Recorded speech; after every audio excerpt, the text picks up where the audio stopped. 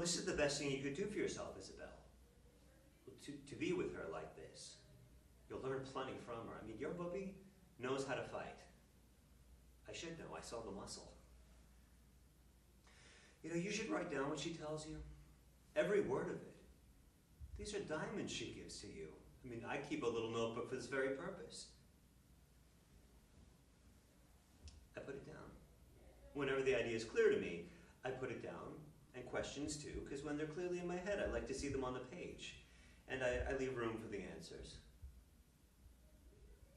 Here.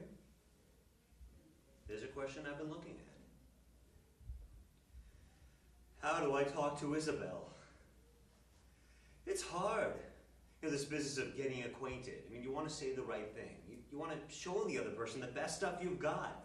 It's like in the market when I go to buy the cukes. Well, they got the samples on display. You know, always the tastiest looking, perfect sizes.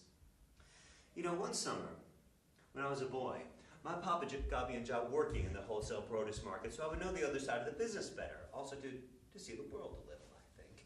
And the guys that run these stands, they put these samples out on display for each type of fruit and vegetable that they're selling. And these samples, they call flash. And at the end of the day, when the market's closing down, the boss will come around and he'll say, okay, boys, work the flash. And what that means is that you can sell it. And you can let it go. You know, the flash. The best stuff you've got. And I want very much to show you the best stuff I've got, Isabel. Please, let me do that. Okay, maybe I talk too much, but I've been saving up.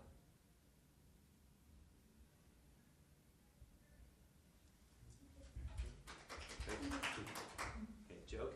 Sure. There are these three tough little mice. They're sitting in a little mousy bar. They got a thimble full of like thimble digi spool. Thimbles full of booze on it. First little mouse takes his thimble full of scotch, tosses it back, slams back down on the spool and says, I am so tough. Do you want to know how tough I am? You know those rat traps at the bars that come down? I bench press that shit. I bench press it. That's how tough I am.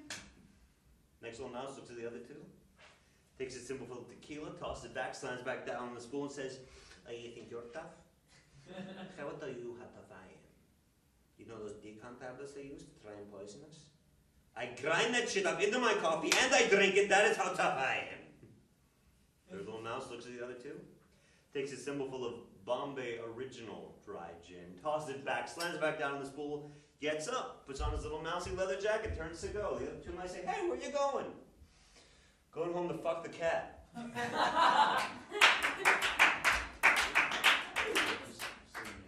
My name is Vincent McConnell. I'd like to recite an Indian poem as a dramatic monologue. It's about flowers. The young flower asked his mother, why do we bloom? Men come and destroy us. Their children make playthings of us. You say we are messengers of God. Why does mankind kill us all? Blooming is not our pleasure. Beauty is not our treasure. Pleasure and treasure both he takes. Then why do we bloom?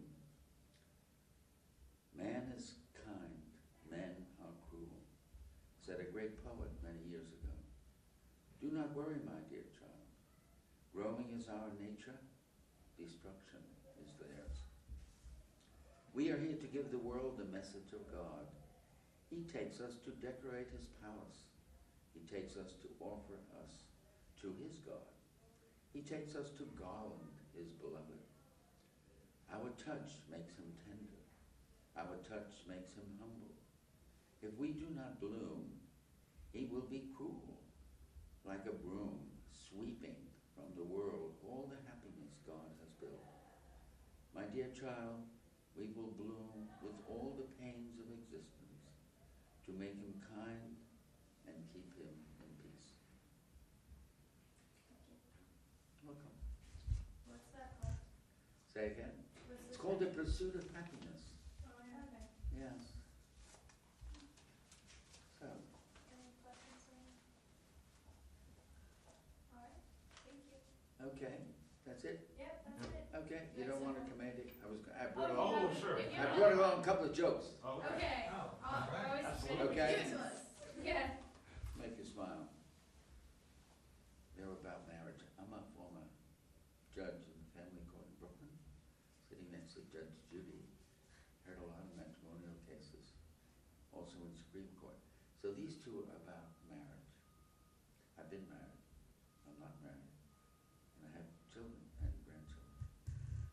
And one is about an Irish couple, the other is about a Jewish couple. First, the Irish couple. There was a kind priest and a troubled old Irish couple who came to see him. The priest said, "Patrick and Mary, what can I do for you today?" Patrick said they had been planning to see him for a long time, but things keep getting in the way. The priest said, "That is all right, my children. You are here now, and I will try to help." Patrick said to the priest, very hesitatingly, "We are here to obtain a Catholic annulment." The priest was greatly surprised and said, "But Patrick, you are 89, and Mary, you're 87. Why did you wait for so long?" Patrick looked at Mary, and both of them said together, "We waited for our 10 children to die."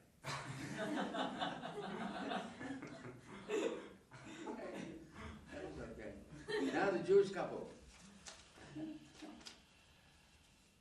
Abby and Becky went to see their rabbi to tell him that they were having trouble in their marriage. The rabbi asked them what was their problem, and Abby said that he was embarrassed to talk about it. The rabbi told Abby not to be embarrassed, because if it were important enough for them to come to see him, it was important enough to discuss the details. Abby then said that when they were making love, they were never able to achieve orgasm together.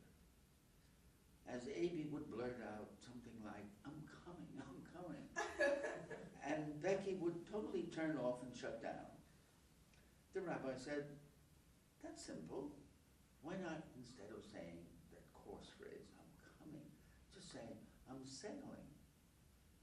And they thought about that, and they said, "That makes sense. We'll follow what the rabbi said." So they went home, and they were making love. And suddenly, Abby yelled out, "I'm sailing, I'm sailing, I'm sailing." And Becky looked at him and only could say, "Bon voyage." So that's my two jokes. Thank you very much. Thank you. You have my